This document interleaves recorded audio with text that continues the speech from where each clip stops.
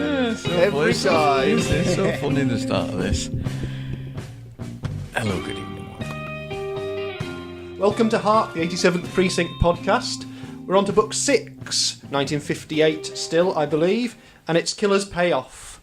My copy, and I'm sure yours does, says it's for Jerry and Ingram. We may never know who they are. I did try and find out, but these dedications, unless they're really obvious... That's Jerry Garcia and Bernard Ingram. Bernard Ingram? It's Bernard Ingham. It can't be him. Was he called Bernard Ingham? Bernard Ingham was. I thought he was called Bernard Ingram. Maybe James Ingram of Who's that? Yamo Be There with Michael McDonald fame. Oh, right. Oh, yeah, Michael right, McDonald, the 80s kind of 70s schmoozy singer. Yeah, a very prescient dedication. A poor man's Christopher Cross. Ooh, So we've Well, I don't know. solved that mystery straight away. It's Jerry Garcia and James Ingram. James Ingram. No relation of Bernard Ingham, No. it turns out. Yeah. So, right, 6th book in the series now, and we're deep into Cotton Hawes territory. Cotton Hawes, if you've not been listening, is the new cop who was introduced a book ago, was it? Yeah. That is correct, yep. And Ed McBain, Evan Hunter, was sort of charged by his publishers to try and shift the focus from Steve Carella, who was too nice, he was married, and therefore couldn't be a hero, onto a younger cop who they sort of saw as being a bit of a private eye character. I was looking at the introduction that Ed McBain wrote to the 1993 version of it, which I have printed out here, where he moans even more about it. It's quite good, yes, suggesting that the publisher wanted him to sort of start writing books with titles that use the word cotton in them, so things like Cotton and Steel, Cotton and Silk. But he'd already come up with Killer's Payoff and had to fight for that. I suspect much of the focus of this podcast is going to be about Cotton Hawes, really, because this is where he comes into his stride. His dirty, dirty stride. Hawes by name, Yeah. Hawes by But this behaviour. By behaviour. But it's an interesting book because I think it is sort of... It's a bit baroque, really, what happens in it. It's quite a big story with lots of different characters and a bit of a funny way of playing out the actual solving of the crime. Definitely, yeah. And it's a little bit like Ed McBain was worried about, which is that you treat Cotton Hawes as a private detective rather than a member of the police force. And you can see that in here a little bit. But it is a good book. I enjoy it very much. And it opens with the line, "It could have been 1937, because we start with someone being gunned down from a passing car, much like a mob or gangland killing. Unlike the episode we've just watched, where the man was shot silently in a phone booth. Yeah. Which you couldn't really see, Yeah, or hear. or hear, or perceive. Yeah. Wasn't quite as dramatic as the opening of the book. Indeed. But it's, in a way, to introduce us Cotton Hawes is like I think we mentioned it in the last podcast, a bit of a double-header introduction, really, because he was the main character in the last book and clearly the main character in this book as well. To sort of get him deliberately off on the wrong foot in the previous book and then let him actually get into his stride in this one. So Yeah, he's been a little bit humbled by some of the things that happened in the last book. So he's already made him a better cop by making him learn from those things. But he still goes a little bit outside of the rules to do this. But I know what you mean about him being a bit private eye-esque, because he does kind of go off and yeah, do he's a bit kind of a law unto himself, isn't yeah, he? But, which would be over and beyond what would be expected, I would think. yeah, I made a note of what happens in the chapters. A very short little note. That's the sound of my paper there, people. And I've got some highlights. And in chapter 3, chapter 9, and chapter 14, I've got the notes. Hawes sleeps with her. Hawes sleeps with her. Hawes sleeps with her. Yep. He certainly sleeps around a lot in this book. As our author likes to put it, and so to bed. And so to bed. That's the turn of phrase. That's the ... Yep. To leave your imagination. Well, there's not much left to the imagination, to be honest, really. I think it's pretty clear. Yeah, but I do enjoy this book because it's got a fairly ludicrous cast of characters. It's got some posh, stuck-up people. It's got some fairly jolly characters. It's got some sleazy characters.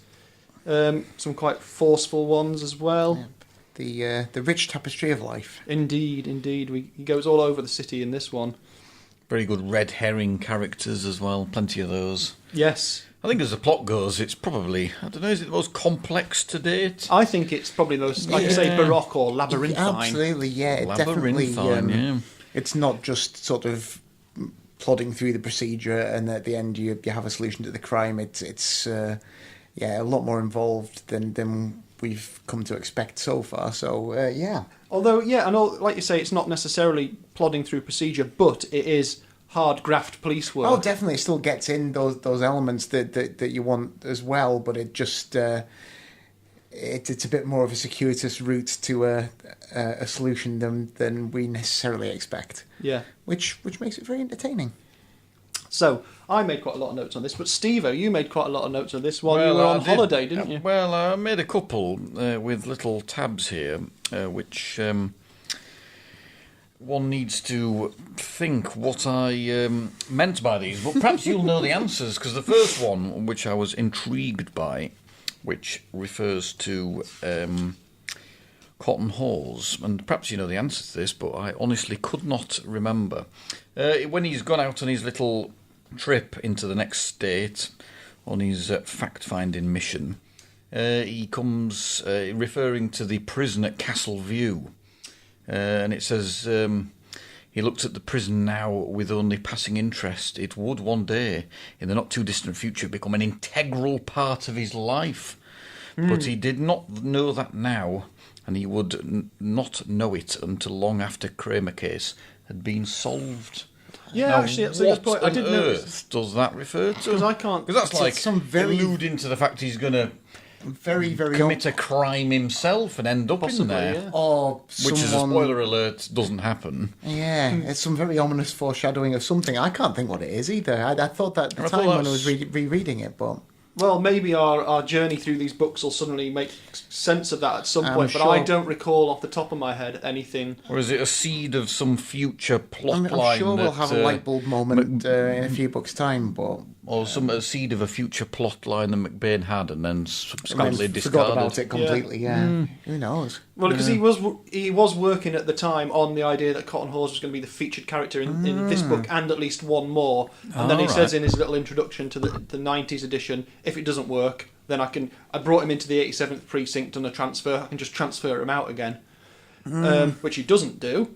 No. So he just becomes part of the squad properly. Right, okay. But yeah, it's an interesting thing for someone who's churning out these books fairly quickly. I think he sort of takes about a month to write them at this point, and I think this is 1958 where he produces something like 3 in 1958. Yeah. While he's writing other stuff as well under his other assumed names. That you would, it would seem a bit odd to start making it feel really like, oh, I wonder what that is. I can't imagine that there was millions of people reading these going, oh, God, I really want to know what's going to happen in the next one, and then being sort of disappointed. But maybe it's our memories, maybe we'll find out. Perhaps you will. And then the other little tidbit of intrigue is McBain describing a flat. Now, who is this really? I think it's when he's quizzing the people on the hunting party, and he's going about Shawcross Hills. It was like calling a grimy soot-covered tenement in the 87th Precinct Ash Grey Towers. Of such titles are million-dollar movies made. Now, knowing McBain, he must have been referring to some actual movie which he's possibly involved with. I don't think he would write something like that, just as a way of describing it. But I just wondered whether anybody perhaps knew instantly what he was on about there. I don't necessarily know the answer to that one, and I think perhaps some research might throw something up there, looking at his credits and things. But that triggers my thought about McBain's little nods in this book, of which there are several. Ash Grey Towers. And I will locate my ones now. Particularly... So underprepared. I'm always prepared. That's why I say so much.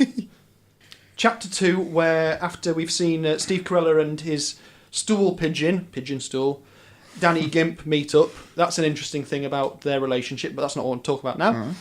He does have a point where someone's phone number is Hunter 13800, so he's put his own actual name in there, which is a little personal nod. And then much more interesting, I think, later on is in chapter 7, Cotton Hawes has to go and he's trying to find out who might have had these photographs that are being used to blackmail someone.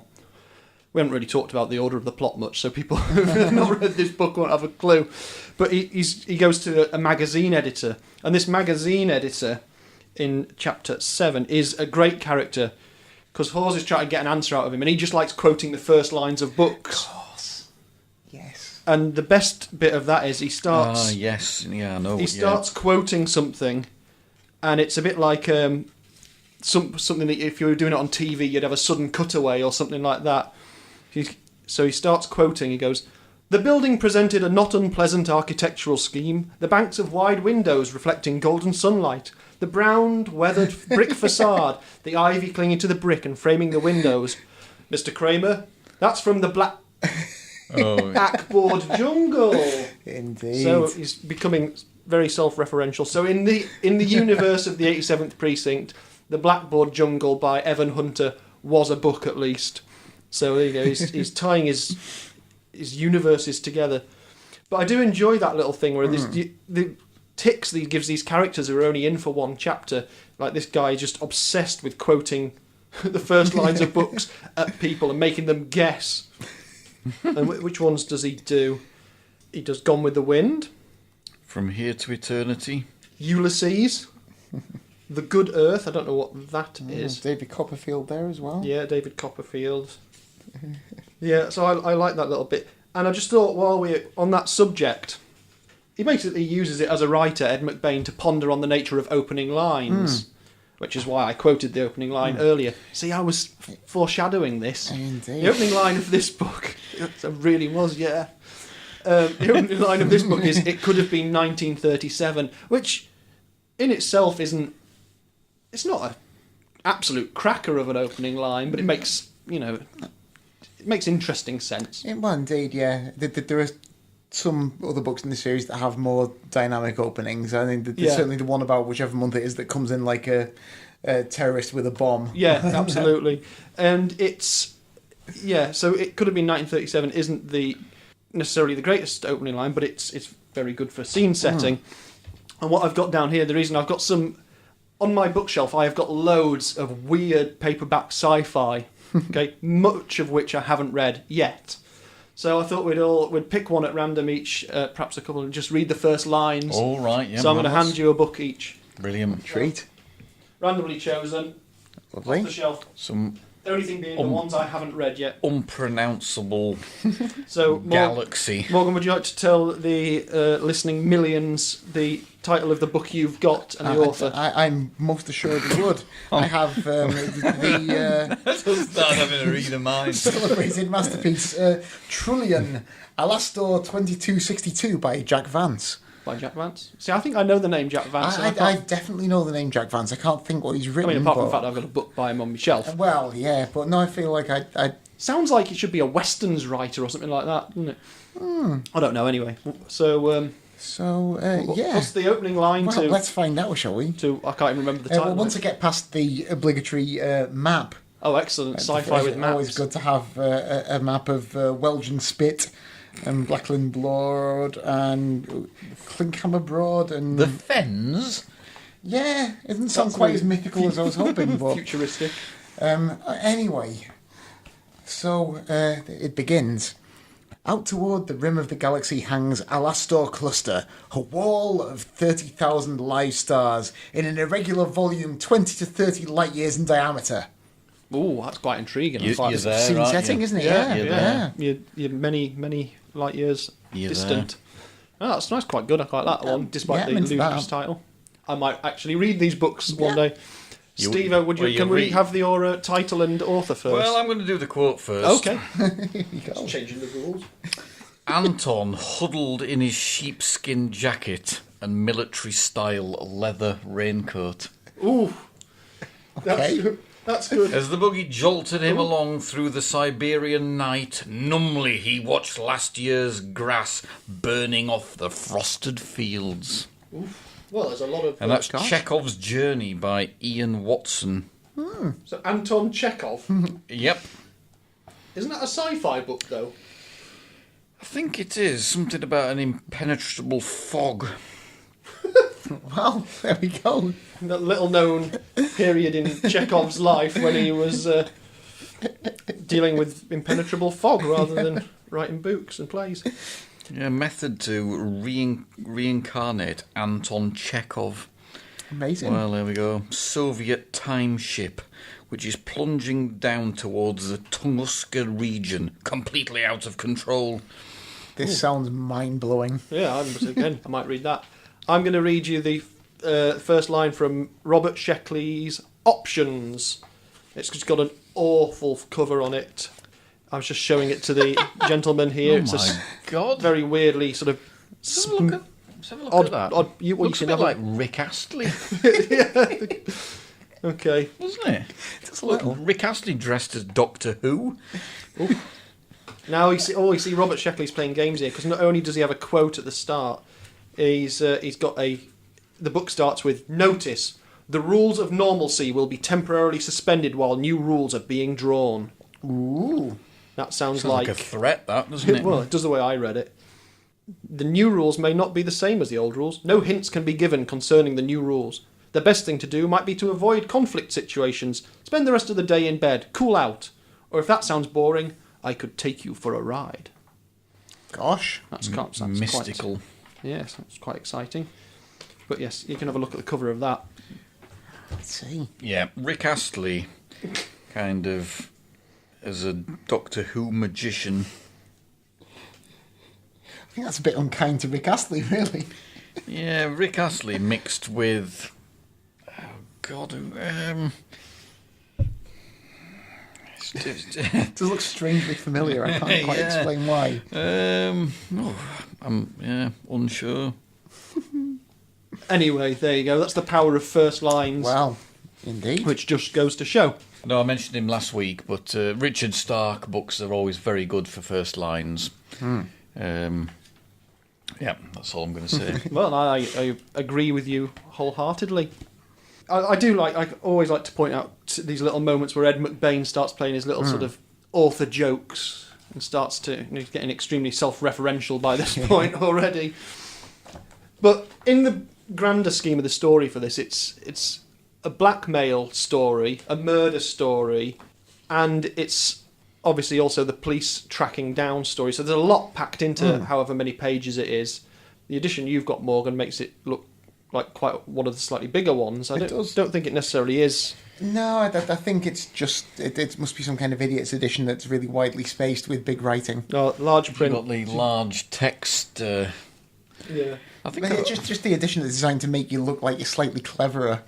It's like, oh, look at him, he's reading some kind of big, thick That book must have at least 300,000 pages. Yeah. I think it's standard length. It definitely I would is. say. It's Your very much...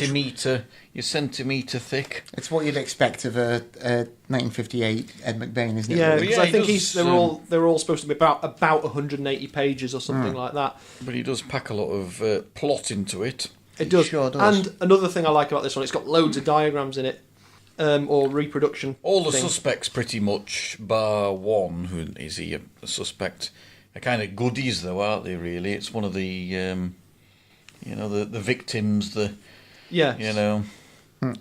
baddie, and all the suspects generally are people who've been wronged. Yeah, it's in some sort of way, which is a bit different to the others, I would say. It is. Yeah, it's funny because the thing with this is it opens with. Don't have any sympathy with the victim is kind of what I mean. Yeah, he's a baddie, but he's been killed. They still have to investigate it. They do. And then we have to find out about the consequences of this with the people he has been blackmailing. Some of whom, quite happily, once they find out he's dead, go, oh yeah, he was blackmailing me. Thank goodness that's over then. Yeah. And then there's particularly the character of Lucy Mencken, who is very unwilling to sort of accept the police's help. So they have to... Arthur Brown is in this book, Detective Arthur Brown, who's only been in one before, I think. And he has the the exciting role of sitting in a van listening to a tapped phone for ages and ages and ages until whatever happens with this copycat blackmailer happens. Indeed. Poor old Arthur Brown. Didn't get to go out and do any of the exciting adventure stuff here. It's all been hogged by Cotton, wasn't it? It certainly was. Pesky Cotton. Cotton, who can't drive to a lodge without stopping off and sleeping with a waitress. He just couldn't help himself, could he? To the point where he's like, just take the afternoon off. And she's like, yeah, go on then. It's like, yeah. I can't. Go on. Okay. Or go on then. And so, yeah, it doesn't have to do much persuading. No. There's a good range. I liked the John Murphy character as well. When I reread it, I remembered him. John Murphy looked like a Bengal lancer. Oh, he's the old guy, isn't with he? the shaky hands. Indeed, yeah. He couldn't possibly be a good shot. He's got shaky hands. Indeed. One thing that is interesting with this, it reminds me a little bit of Murder on the Orient Express. It's not the same, and if you've not read Murder on the Orient Express, well... There's no train in this. There's no train in this, sadly. The best thing about Murder on the Orient Express is that it's got a train in it. Or snow. It's a good story, Murder on the Orient Express. But, yeah, I'm not going to put a spoiler warning in for Murder on the Orient Express. No. If you don't know what happens in that, it's not like The Mousetrap and you might go and see it live. They all did it. In this, it's another one where there's a sort of composite... So composite, it's not quite the right word, but it's a group crime. Yeah, the actual perpetrator of the crime is unsure. It could have been any other group, that kind of thing. Yeah. Yeah. Which is quite interesting because, just thinking about it, earlier in the book they think it's one of a group, and then it's one of another group later in the book. Two groups, two whole groups. Well, it is, yeah, it sort of falls into two halves, doesn't it? It does, in very that much sense. so, yeah. Unlike the episode, the adaptation we just watched, which uses some of the first half of it and totally changes the perpetrator. But, as we've discussed, they were making that for TV. They weren't trying to, necessarily... I think that shows how much plot there is in this, because they clearly decided that they couldn't possibly get it all in. They really needed to simplify it, didn't they, to fit it into an episode, which I can kind of see. Yeah, I wonder whether, like the last book, whether there's another episode of the 87th Precinct TV series spun off from the other bit of the book. Possibly, yeah. Because we failed to watch New Man in the Precinct, which was the second episode based on the last book. No, you never know, yeah. But yeah, it was interesting, as we were watching that with my partner Lorraine, she did say it's like an Agatha Christie. There's a point where the police got all of the victim suspects together, and that sort of happens in actually in the book, but it's got a bit of that tradition about it anyway. I do like the fact that they take the police out of the city, and this intrigues me here because I'm going to just sit back in my chair and I look even more like Tom Paulin. I'll be too far away from the microphone. We're doing the recording in a slightly different position because the table that we normally sit around is covered in a Beatles jigsaw at the moment. Because, it just is. It's a sort of crazy, wild thing that happens in my house. Oh, yeah. But he takes Cotton Hawes, at least, out of the city. And he does it very well. He does it through a sort of trail of... He figures out sort of the route that the victim might have taken, the initial victim, the blackmailer, by following his receipts for petrol. Yep. Which now, neither Morgan or I drive. You do, Steve-O. What do you do with your petrol receipts? I'd screw them up and keep them in my car and then eventually throw them away. Yeah. Well, it's lucky you didn't do that then, is it? Otherwise, Cotton Hawes would never have gotten any further. Yeah. Unsolved crime. Ah, well. Yeah. It's because it's all in a bin. in a bag with a sandwich wrapper and Yeah. a load of like Lucozade bottles from when you've stopped off at the Esso garage before you go on the motorway. Talking about Esso garages, the other day... Cookabonga Lodge, that's where he went. We'll come back to that. He didn't drive all the way to New Zealand, although it sounds a bit like it. Yeah, the other day I was in down at my mum's and we were driving up to Derbyshire to go to a bookshop. And as we passed a garage on the way there, but it was the garage's name was SR, ESSAR, an SR garage, which sounds like a posh person saying Esso. It's like, what? How would you come up with a name for your garage? SR. That's Very strange. indeed, That's just yeah. like Texacar. It's just.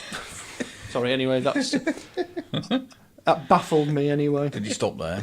No, I burnt it to the ground. Oh God, I hope it hasn't been burnt to the ground. The plot thickens. Yeah. But yes, he's heading out into the countryside, much as I was heading out into the Derbyshire countryside. What I find really interesting is, at this point, the fake geography of Isola and the unnamed city around it and the place it is intersects with real geography very closely, because basically he goes into New York State. Yeah, so he drives out of fictional world into real world. I think he mentions that at the beginning, doesn't he, in his preamble. Sitting in the pages of imaginary as are its suburbs and exurbs. The real towns mentioned do, of course, exist. Oh yes. Which is quite confusing, because that means you... Yes, this is where he sort of starts adapting his little blurb. His little dragnet blurb. To the city in these pages is The imaginary. people, the places are all fictitious. It's the first time I've seen the word exurbs, which he uses a few times. But it's good because it means it gives him a map. And I, being the nerd I am, did look on Google Maps to see if it was a true representation of that part of New York State, and it is. Excellent. So I'm still quite... That's not a word. Still quite. Well, I sound like the person playing Haviland in the 87th Precinct who do these slurred words. Yeah. You can tell what he says. No, he's overdubbed quite a lot in that series. Gloversville. But yeah, so he takes them off into the... Now, how do you pronounce the name of this mountain/game reserve? The Adirondacks? Adirondack? Adirondacks? I don't know. I don't know. Where? Oh. Adirondack. Adirondack. Adirondack. Adirondack. Adirondack. You sound Scottish. Adirondack. If any listeners can tell us how to pronounce that, then that would be really tremendous. Given that after the United Kingdom, the second most listening place to this podcast is America, and I'm sure many of people are listening to this going, how do they not know how to pronounce... What's the matter with these Adirondacks? I bet it's Adirondacks. Probably. Adridac. Adronidac. I don't know. Well, I guess because I saw sort of the word iron in the middle, I just assumed it was Adirondacks, and I've been fine with that ever since. But now you've sowed the seed of doubt. Well, Adirondack. Yeah, that's got a good ring to it, actually. I'm sure it's not that. It's probably maybe as far from that as you could imagine. Maybe we'll get a visit from Mountains. Groff Conklin, the fact-checking ghost. He might pop up to explain. Here's hoping. What now? Well, not now. Well, yes, now. Nah. That was good. Not turning up. One other thing I want to mention is the fact that it also has a callback to the book before. It does. He needs to find out something about photographers, which he seems obsessed with at this point. Apparently, in 1957-58, New York, or its fictional equivalent, was just full of photography offices. You couldn't move for them, to the point where half of the initial research is all about photography offices, photographs, and one of the... Which is a bit weird, having done that in the previous book as well. Yeah, but he calls back to the character Ted Boone from the book before, which is sort of nice, and but if you don't know about that character, it's a bit of a weird one, really. Mm-hmm. But it just gives him an easy way to find a bit of information, or the police to find a bit of information. Ted Boone, who 30 years later had his own television programme in England. Boone, as played by Michael Elphick. Yeah. I suppose if he was thinking of things that people could be blackmailed for, then having some photographs that you'd rather people didn't see was a good, obvious reason for someone to be blackmailed. So having established a photographer character recently, it was useful to just bring him back to use that as a way to get around. Yeah, I think, because otherwise you'd have had to have a chapter after chapter of him trying to find this, anything to do with the connection. He just uses him like Google. He does. Ted Boone, Google here. Like Ask Jeeves. Ask Jeeves. The original Ask Jeeves. Is this the first appearance of Bob O'Brien in this as well? Bob O'Brien. Tell us about Bob O'Brien. Well, he's pretty much never present, isn't he? And yet there'll be not a single story he's the principal character in. But crops up quite a lot. Always getting shot. Oh, yeah. Very accident prone, not accident prone, but kind of crazy things happen to him, and therefore the other cops don't like to partner him because so he's a bit of a lone wolf. Does his own little stakeout through no fault of his own. He's been required to use his service revolver a lot more often than most other people have. So that's pretty much the only thing you ever learn about him in the entire series from now 1958 until the noughties. So there was zero character development whatsoever. If he crops up, it's likely something's going to go wrong fairly soon. Yeah, I find it quite sad. It's sort of a bit of a tragic tale, really, because he's Detective Second Grade Bob O'Brien. He was Irish, clear down to his belly button, which I presume was in the shape of a shamrock. And he became a cop sort of by accident because he applied to 3 different jobs and the police got back to him first. He became a cop by accident, and he shot someone. He just has to keep shooting people to save his own life. People keep coming. It's like he shot someone he knew. It's a really tragic figure. It's horrid, really. And who better, think the squad, to send to catch a copycat blackmailer in what turns out to be a gay bar than Bob O'Brien. So they send him off to do the dirty work of. Why wouldn't you? So this is let's get on a bit of social history there, because you noticed this when they have to arrange a meet to try and catch the person who's taken over the blackmailing. They choose a bar, and the bar's called Gumpy's, which is, I think if you saw that name, no matter which section of society you're in, you'd probably go Gumpy's.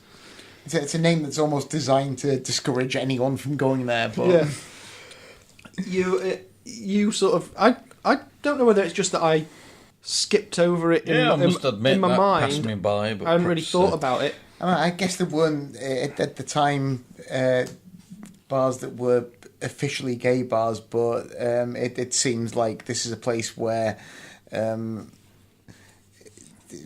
certainly law enforcement would turn a blind eye to assorted activities, including including the terrifying scenes of 2 men dancing together. Well, it is terrifying, obviously, yeah. Or a lady dressed in a suit. Yeah, well, mind-blowing.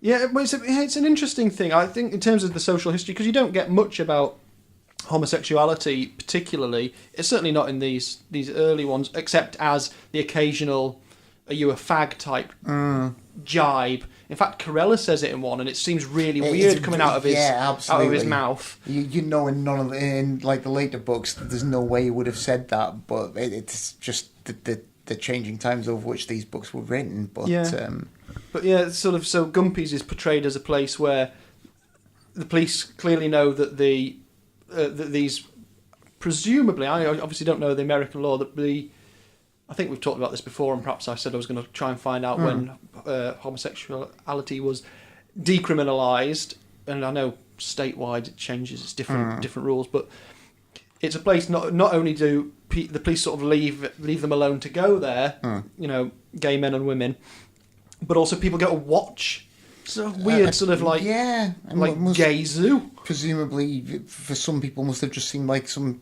hilarious novelty from the way it's written there. I don't know. It's like it's unimaginable, really. But yeah, but that when you pointed that out, it triggered my other thing that I noticed in here, which was they're talking about magazine titles, and he's sort of talking about gay magazine titles, about some magazines who have titles like he, as in he, and things like that.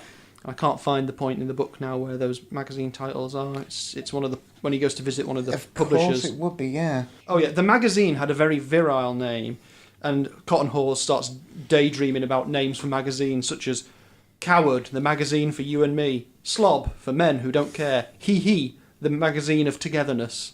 Yeah. So I wonder if seemed to have been on McBain's mind. Well, presumably, yeah.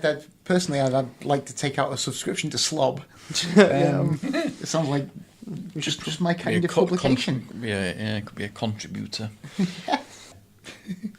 Any other points, gentlemen, that stand out? No, I don't think so. I think we've covered most there. Yeah. Well, a cracking read, I would say. It definitely is a cracking read. I've got one or two little tiny sort of additional thoughts. It's really hard to actually talk about this in a linear way because it's quite a complicated book, and we're not trying to avoid spoilers necessarily, but it is worth the journey because it takes you down one road. It almost literally is taking you down a much longer and more distant road in terms of the characters and what lengths they'll go to solve a crime. And there's some really good tension moments in it, particularly when he's up investigating in the sort of Adirondacks. Who knows? He does swimming, doesn't he? He does scuba diving. That's the moment that's a bit like, oh, this feels like cliffhanger. Because the guy he's with, you kind of like, oh my god. Yeah, because and then the end of it. Say what's going to happen. Yeah, He kind of realizing some possibilities about the. Because he suddenly dawns on him, is this actually a terrible idea? Yeah. Well, he does it twice in the book, doesn't he? Basically, the denouement is Cotton Hawes going, not telling anyone what he's doing, leaving a message for Corella, who's not there, so doesn't understand a thing that's going on.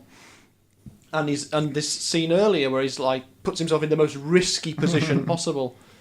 But that's Cotton Hawes for you. He's not sleeping with you. He's getting involved in a risky scenario with you. Indeed, he is.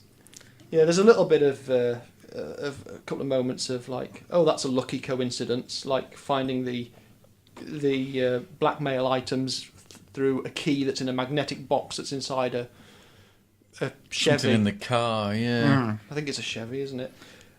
Well, it's an American car of some sort. Yes. But I don't think it really hurts it that much. No, indeed. So I've mentioned Murder on the... Oh, that's the other thing. You know, there's a new film of Murder on the Orient Express coming out. I didn't. Directed by Ken Branagh. Guess who's playing Poirot? Ken Branagh.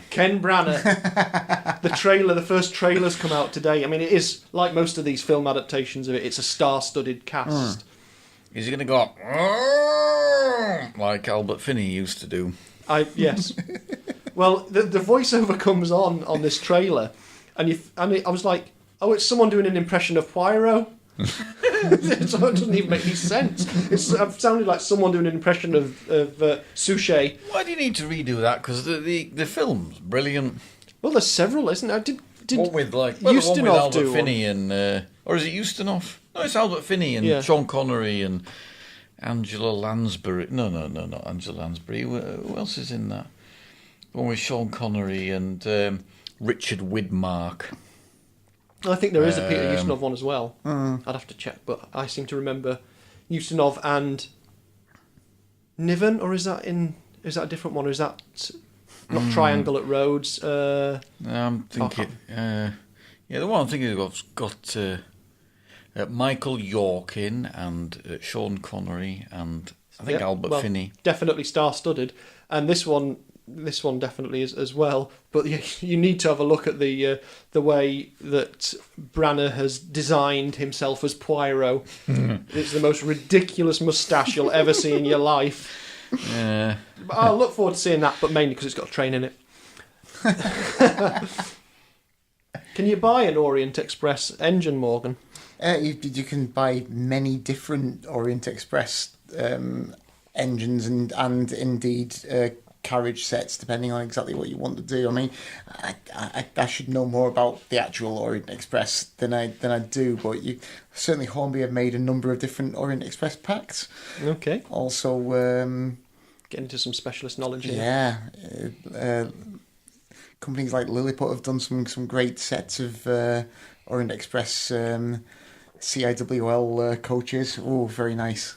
Oh, there we go. See, there's a level of detail. So I'd like to say to our listeners in the United Kingdom, the United States, Ireland, Canada, Australia, Barbados, Sweden, Argentina, the Republic of Korea, Poland, Switzerland, Italy, and other countries. 2 listens. That's the information you need if you want to buy an Orient Express. What I called earlier a mobile train, when I meant model train. Well, it is mobile. It's also a train. You weren't wrong. No, good. I wonder how many McBains you'd be able to read during an entire journey on the Orient Express. What, the full length journey? Yeah. Well, I suppose it depends whether you get murdered or not. Or whether you have to investigate a murder. Or if you are doing the murdering, that probably takes a bit of your time up. And probably quite a lot of preparation, execution, concentrating and trying not to give yourself away. It also depends which era of McBain you read into. Yeah. There's no way to... That's funny that they've never thought to measure train journeys in terms of how many McBains you can read on them. It'd be like... Yeah, the train from Liverpool to Crewe, you can read 3 chapters of till death. 2 of a McBain. It's okay, darling. We're still 2.5 McBains away from Paris. We're trapped in the snow. I haven't got enough McBains. Yeah, other things I've noticed as well. Things Paul has noticed this week. I put Star Trek on, the original series, when I sat down to my tea yesterday. And it was the final episode of Series 2, which I think is 1968. This isn't a Star Trek podcast, I don't need the details. But it was called Assignment Earth. And Robert Lansing, who plays Steve Carella... Plays an alien. Well, he plays a human time travel, possibly alien, who has a cat that is actually a sexy lady, but is a cat. And his character's called Gary Seven. Wow. And it sounds very confusing. Well, he's called Gary Seven, and it's a time travel episode. Gary 87. That'd be amazing, wouldn't it? They should have done that, really. But I switched it on, and in colour, Robert Lansing's handsome face popped up on the screen. It's like, oh, what? I'll watch the rest of this episode. And it's an episode where, I think, apropos of just day-to-day routine, someone says to the Enterprise, you need to go back to 1968 to make sure this nuclear missile doesn't get tampered with. And they just sort of go, oh yeah, we can time travel now. Oh, handy. And when they get there, Robert Lansing's character as Gary Seven is sort of interfering with Earth affairs. But his intentions and motives are, I think, technically good, and he's been sent by some other people to do this stuff. And he's great. It's because Robert Lansing's great, and he looks fantastic on screen, and he has a sort of amusing partnership with this girl. And it was intended as a spin-off series from Star Trek that never got made. So there was supposed to be this thing. I presume it was going to be called Assignment Earth, and the episode ends with Kirk and Spock going, "We've had a look in the future. It seems that you and Miss whatever her name is are going to have some very interesting adventures." Oh, that would have been brilliant, having a spin-off about a mad... Gary Lansing as... Robert Lansing as Gary Seven. Well, I guess we probably need to start some kind of Kickstarter for that now to get that made. Who's the current equivalent of Robert Lansing? In terms of that type of actor? Yeah. Well, we haven't... Oh, cool. We still haven't cast our... We're not very good at this, are we? We're not great at this now. I don't know who you'd get in. It probably end up being a comic turn now, whereas Robert Lansing plays it quite straight, but that gives it a charm because he's got that little sort of twinkle in his eye. That's it. It needs that, not like too overtly comic, I think. Yeah. But as long as there's a cat that turns into a sexy lady... Well, absolutely, yeah. That's the crux of the that's your the selling matter, really. point. That's your elevator pitch. But, so, Gary Seven reminded me of the phrase Adam 12, which was a spin-off from Dragnet. My God, When Dragnet where's your came- brain been going? When Dragnet was sort of made again in the 60s, they had a spin-off series called Adam 12, Indeed. which was about the motor vehicle section of the police, which then made me think of your band, Morgan, and your song Goodnight Adam 12. What's that about? That's actually not a reference to the show Adam 12 at all. It's a reference to the movie Josie and the Pussycats. Okay. But well, how does the Which Adam starred 12... Robert Lantner. Robert Lansing, it's actually Josie. A line said by Alan Cummings' character when he's trying to get rid of Alan M., actually, who's Josie's hapless would-be suitor. And he's been angling for a date with Josie as she's become a pop star, and he's trying to find like a time in her busy schedule. They eventually manage to find a little time when they can meet up, and Alan Cumming, as Josie's manager, says, "Sold! The young man with no future!" And then shoves him out the hotel room door and, "Good night, Adam 12!" And he's just trying to protest that he's called Alan M. as the door slams in his face. I wonder if that's a reference to the programme Adam 12, and maybe I'm sure it Good is. Night Adam 12 is the sign-off Possibly, thing. Yeah. Or something like that. These It all things ties come- in, you They see. do, they come Everything round, don't ties they? in. This, I haven't even found a Columbo connection this week. Not that I've written down. I have some other ones elsewhere. And we were talking about a Columbo connection earlier. We do need to save that for another. Yeah, we need a special edition. Yeah. But for now, in terms of Killer's Payoff, we will say goodbye. And We need to score. You Oh, forget what am I doing? Oh. This is yes. I'm getting sort of tied up into the sequence there and missing out much of the sequence. I know the shield, the awarding of the shields. Oh, yeah. Well, we need to use Kenneth while we still can before he's repurposed back to the Great North Beer Run calculations. Well, there we go. So we need, as always, a little bit of a recap on. Yeah. Okay. Well, I've got me previous. Yeah, just so the calibration. Yeah, calibration. We need to punch these numbers into the colourful buttons. Cop Hater got 86. The Mugger got 76. The Pusher 75. The Conman 83. And Killer's Choice got 71. That was our low point so far. Let's have a little think now. And I'm going to go first, and I am going to award it. Oh, I'm going to... It's like if we get it wrong. I know, like someone's going to tell us off.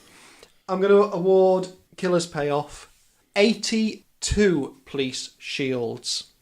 82 police shields. Morgan Brown. I'm not going to differ too much from you. I think it's a cracking read, really nicely plotted, a lot of interest, some good characterisation. I'm going to give it a solid 80. Stephen Royston. Yeah, I'll go 80 as well. I think it's a definite 8 out of 10. Yeah, strong 8 out of 10, I think. Yeah. Definitely.